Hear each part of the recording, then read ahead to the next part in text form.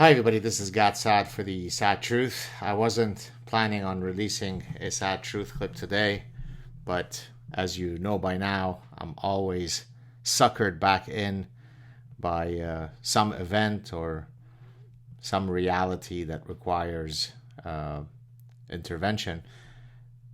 As you might imagine, I've recently been inundated with questions regarding Carl Jung, and of course, undoubtedly, that comes from the fact that Jordan Peterson has gained in extraordinary popularity, and he, of course, discusses Carl Jung in some of his work, and therefore many people who either support Jung or don't support Jung or are confused about Jung will write me to ask what my opinions on the matter are.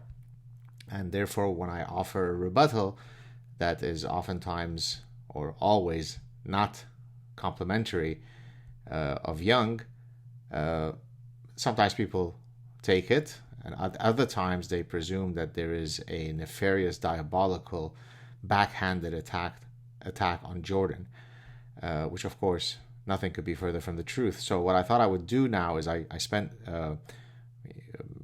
quite a bit of time this afternoon posting some comments regarding this general issue, and I thought it was worthwhile to read it for you here. It deals with the capacity for people who otherwise could be great allies on many dimensions to still disagree on important things, and this doesn't imply that one is conniving to undermine the other. It's called, in the battle of ideas, sometimes we agree, other times we disagree, and that's called life. So here we go. It is remarkable that people presume that if many folks, myself included, consider many of Carl Jung's theory to be utter gibberish, this implies that it is an implicit attack on Jordan Peterson. Carl Jung's ideas exist independently of whether Jordan supports them or not, and my willingness to weigh in or not on Jung's theories is independent of whether Jordan loves Jung or not. The reality is that I knew of Jung's theories and thought of them as BS several decades prior to knowing Jordan. There are endless issues on which Jordan and I agree. There are a few issues on which we disagree, as might be the case for any two people with functioning brains. Now, it is clear that many people are asking my opinion on Jung precisely because of Jordan's recent discussion of his ideas. Do you expect me to say the following? Quote, "Oh, I always thought that many of Jung's theories were utter non-scientific, mystic/New Age BS. But now that Jordan has granted his imprimatur to these ideas, I of course wholeheartedly support Jung. As a matter of fact, I've now put up posters of Jung in my bedroom. I would never dare question a theory that Jordan supports." And then I put in square brackets, Jesus Christ. The idiots who think this way truly don't know me. Let's go on. When it comes to fighting against political correctness, fighting for freedom of speech, and many scientific matters, Jordan Peterson and I are staunch allies. On the other hand, when it comes to Jung, religion, atheism, definitions of truth, etc., we diverge in important ways. This is what you might expect of any two people, even those who are in agreement on countless important issues.